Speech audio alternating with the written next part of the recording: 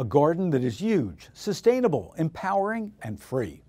It's a 5,000 square foot art project called Swale, created by artist Mary Mattingly as a way to grow produce in a public space.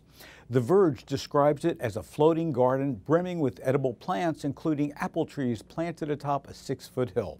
Open to the public, anyone can board the barge and pick fresh fruit free. One such person is Alessandra Potenza, who took a ride on the barge, and here's what she had to say. The idea behind Mattingly's project is to bring foraging to the concrete jungle, where very little fresh produce is grown locally. Mostly fresh fruits and vegetables are imported and thus expensive. There's definitely a market for local food. New York City alone is estimated to have over $600 million worth of unmet annual demand for local food. But there's a problem. Swale produces just about 400 pounds of food per season, which is not enough to satisfy even one person's fruit and veggie intake in a year. So floating barges are unlikely to meet the local food demands on their own. Swale is completely powered by solar panels, and it recycles its own water thanks to a system of pumps and sand filters.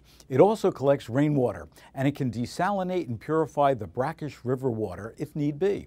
The barge adds arable land in a dense urban area where land is scarce, and it can float from neighborhood to neighborhood, serving different communities from month to month. Last year, Swale was docked in the Bronx, on Governor's Island, and then Brooklyn from May to October.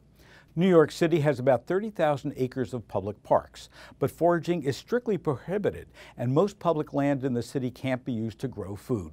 Swale is now partnering with the Parks Department to open the first ever edible garden in a public park in the Bronx, a few feet from where Swale is currently docked. Potenza tried a blackberry from the garden, as well as a bright orange edible daylily that had a little bug inside, and she ate that as well.